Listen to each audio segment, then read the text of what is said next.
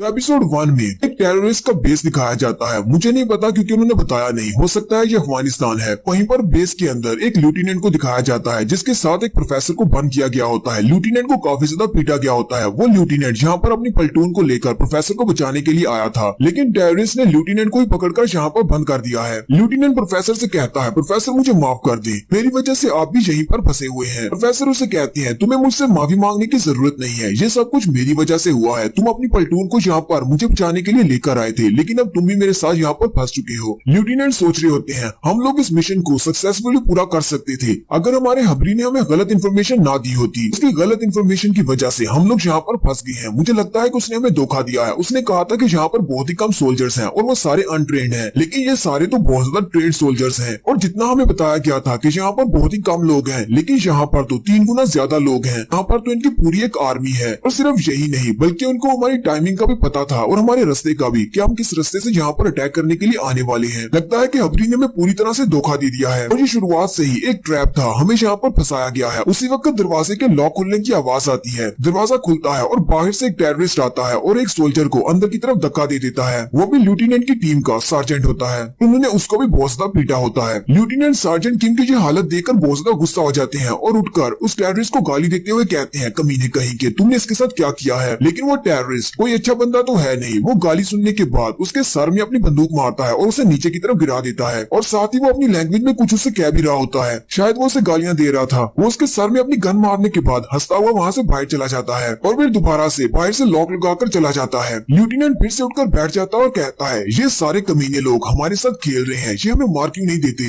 Sergeant lieutenant से कहता है, लेफ्टिनेंट क्या आप ठीक हैं। लेफ्टिनेंट उसे कहते हैं, हाँ मैं ठीक हूँ। हमारे बाकी के ट्रूप्स का क्या हुआ, बाकी की प्लेटून कहाँ पर है। सार्जेंट उसे कहते हैं, मुझे उन सब के बारे में नहीं पता, मुझे लगता है कि उन सबको पकड़ लिया गया है और दूसरे कमरों में रखा गया है। वो दोनों बातें कर रहे होते हैं कि उसी वक्त फिर से दरवाजे का लॉक खुलने की आवाज आती है। दरवाजा खुलता है और सामने एक बड़ा सा मोटा ताजा टेररिस्ट खड़ा होता है। लेफ्टिनेंट उसे कहता है, अब क्या है कमीने, यहाँ पर क्या करने के लिए आए हो। वो उसकी तरफ देख ही रही होती है और टेररिस्ट उनके सामने नीचे गिर जाता है, क्योंकि उसके पीछे हमारा हीरो खड़ा होता है और हीरो ने उसको पहले से मार दिया होता है। हमारे हीरो का नाम यूजिन है और उसकी उम्र अभी तक सिर्फ 19 साल है, इसीलिए तो इसे यंग असैसिन कहते हैं। यूजिन लेफ्टिनेंट से कहता है, क्या तुम लेफ्टिनेंट चैंग हो। लेफ्टिनेंट भी उसकी भाषा सुनकर कहते हैं, ये लड़का तो कोरियन में बात कर रहा है, लगता है ये हमारी कंट्री का है। लेफ्टिनेंट उसे कहते हैं, हाँ मैं ही लेफ्टिनेंट चैंग हूँ, तुम कौन हो। लेफ्टिनेंट उसकी भाषा सुनने के बाद सोच रहे होते हैं, इसकी कोरियन थोड़ी सी खराब है, लेकिन ये डेफिनेटली कोरियन ही बोल रहा है। यूजिन उन सबसे कहता है, मैं यहाँ पर तुम सब लोगों को बचाने के लिए आया हूँ, जल्दी से बाकी सबको अपने साथ लो और यहाँ से निकलो, सभी लोग मेरे पीछे पीछे रहना। वो लोग उस बंद रूम में से जैसे बाहर निकलते हैं तो बाहर गैलरी में बहुत सारे टेररिस्ट की लाशें पड़ी होती है। लेफ्टिनेंट से देखकर बहुत सारा हैरान हो जाती है और कहती है, इन सारे टेररिस्ट को किसने मार दिया है। लेफ्टिनेंट सोच रहे होते हैं, अगर यहाँ पर गैलरी में इतने सारे टेररिस्ट मरे पड़े हैं, हमें सेल के अंदर आवाज क्यों नहीं आई, क्या इन्होंने जरा भी रेजिस्ट नहीं किया होगा मरने से पहले।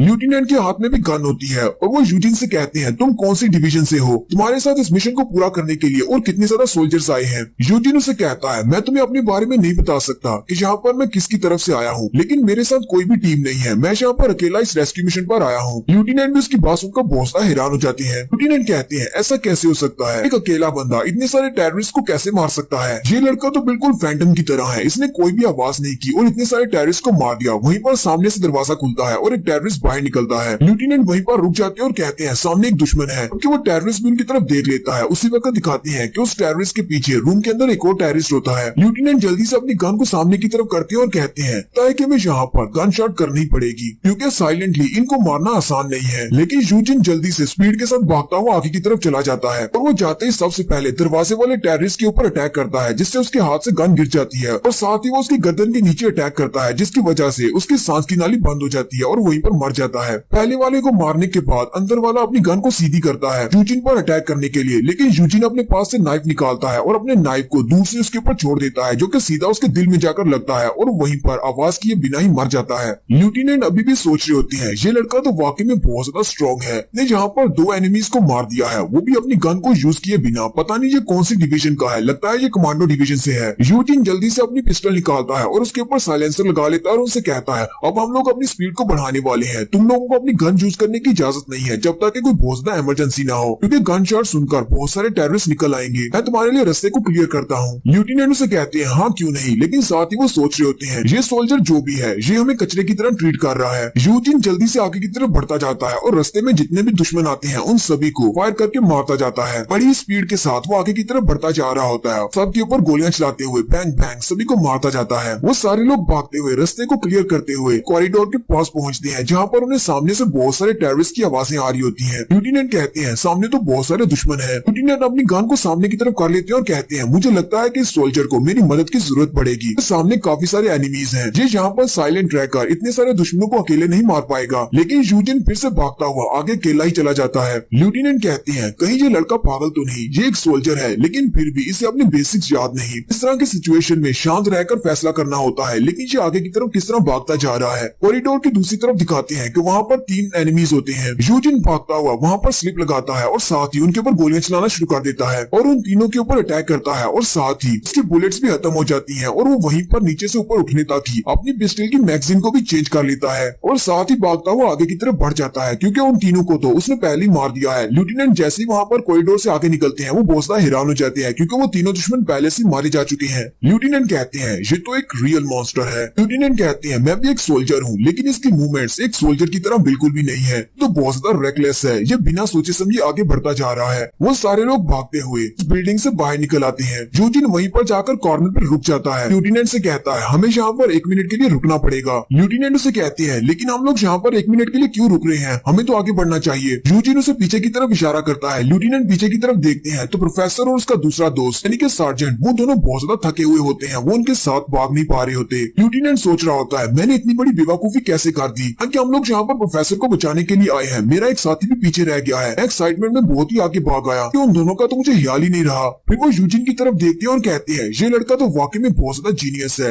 ये लगा था ये एक रेकलेस पर्सन है, लेकिन इसे अपने साथियों की भी फिक्र है, इसने तो चारों तरफ नजर रखी हुई है। लिeutenant अभी तक किसी कंफ्यूजन में होते हैं कि ये लड़का कोरियन है या नहीं। कहते हैं इसकी आंखों का रंग काला है, जबकि इसकी लैंग्वेज भी कोरियन है, हालांकि थोड़ी सी बुरी है, लेकिन फिर भी ये कोरियन बोल रहा है। लिeutenant उससे फिर से पूछते हैं क्या तुम एक कोरियन हो, लेकिन यूजिन उसे जवाब देने की बजाय कहता है अरे 1 मिनट पूरा हो चुका है, हमें आगे बढ़ना होगा। फिर वो चारों लोग भागते हुए बेस से बाहर चले जाते हैं। वहीं पर सामने उनकी पल्टून की गाड़ी मौजूद होती है, क्योंकि लिeutenant की पल्टून की गाड़ी होती है। वो सारे अपने लिeutenant को देखकर बहुत ज्यादा खुश हो जाती हैं। लिeutenant भी उन सबको देखकर बहुत ज्यादा खुश हो जाते हैं और कहते हैं मुझे तो लगा था कि उन सब ने तुम्हें भी पकड़ लिया होगा, लेकिन तुम सब लोग यहाँ पर क्या कर रहे हो। लिeutenant के सोल्जर से बताते हैं कि हमें उनने पकड़ लिया था, लेकिन इस सोल्जर ने हम सबको बचा लिया। फिर इस लड़के ने हमें कहा कि हम लोग गाड़ी के साथ यहाँ पर रेडी रहे और अब ये आप सबको यहाँ पर लेकर आ गया है। यूजिन उन सब से कहता है मुझे लगता है कि हमें यहीं से अलग होना होगा, तुम सब लोग साउथ ईस्ट की तरफ आगे बढ़ो, पर तुम्हें तुम्हारे लोग मिल जाएंगे, वो लोग तुम्हें प्रोटेक्ट करेंगे। मैं यहाँ से जा रहा हूँ। लिeutenant उसे कहता है तुम्हारा बहुत बहुत शुक्रिया। यूजिन उसे कहता है तुम्हें थैंक यू कहने की जरूरत नहीं है, मैं तो सिर्फ अपने मिशन को पूरा कर रहा हूँ। लिeutenant अपने नतीजे पर पहुँचते हैं और कहते हैं मुझे पता चल गया है ये एक असैसिन है, ये एक मिलिट्री का मर्सिनरी है। लिeutenant उसके सामने अपना हाथ करते हैं और हैंडशेक के लिए उसे कहते हैं। लिeutenant उसे कहते हैं चाहे ये तुम्हारा एक मिशन ही था, इन फिर भी मैं अपना थैंक्स पेश करना चाहता हूँ, मेरे साथ हैंडशेक करो, ये मेरे लिए बहुत ज्यादा गर्व की बात होगी, क्योंकि तुमने मेरी और मेरे सारे दोस्तों की जान बचाई है। यूजिन उसकी बात सुनने के बाद काफी ज्यादा कंफ्यूजन में होता है और उसके साथ अभी तक हाथ नहीं मिला रहा होता कि उसी वक्त उसे कुछ महसूस होता है कि सामने से कोई बजूका से फायर करने वाला है। कई बार दूर पत्थरों के पास दिखाते हैं कि 3-4 टेररिस्ट होते हैं जो कि बजूका के साथ उनके ऊपर फायर कर देते हैं। जैसे ही वो फायर करते हैं उसकी आवाज इन तक पहुंचती है। लिeutenant कहते हैं ये आवाज तो बजूका के फायर की है। यूजिन भी चिल्लाकर उन सब से कहता है सभी लोग नीचे की तरफ झुक जाओ, लेकिन वहीं पर आकर बम फूटता है और बूम एक जबरदस्त धमाका होता है। बम फूटने की वजह से सभी के कान थोड़ी देर के लिए बंद हो जाते हैं, जबकि उनको दिखाई भी नहीं दे रहा होता, क्योंकि वहाँ पर बहुत ज्यादा रोशनी होती है। धमाके की वजह से लिeutenant भी काफी ज्यादा सहमी होते हैं, उनके सर से ब्लड निकल रहा होता है और उन्हें कुछ आवाज भी नहीं आ रही होती। लिeutenant अपने दोनों कानों पर हाथ रखकर बैठी होती है और कहते हैं ये तो कुछ भी महसूस नहीं हो रहा और कोई भी आवाज नहीं आ रही। तो अपने साइड पर देखते हैं और कहते हैं प्रोफेसर और मेरे सारे ट्रूप्स कैसे हैं, पता नहीं वो जिंदा है या नहीं, लेकिन वो सारे के सारे बिल्कुल ठीक होते हैं क्योंकि वो गाड़ी के पीछे छुपे होते हैं। फिर लिeutenant यूजिन की तरफ देखते हैं और कहते हैं सोल्जर का क्या हुआ, वो कहाँ पर है। इसी वक्त उन्हें गन शॉट की आवाज आती है। लिeutenant सामने की तरफ देखते हैं जहाँ पर पत्थरों के पीछे वो सारे टेररिस्ट छुपे होते हैं, उनके ऊपर गोलियां चल रही होती हैं। साथ ही लिeutenant अपने साइड की तरफ देखते हैं, वहीं पर पत्थर के पीछे यूजिन बैठा होता है। यूजिन अपनी गन को इस्तेमाल करते हुए उनके ऊपर गोलियां चला रहा होता है। लिeutenant काफी ज्यादा हैरान होते हैं और कहते हैं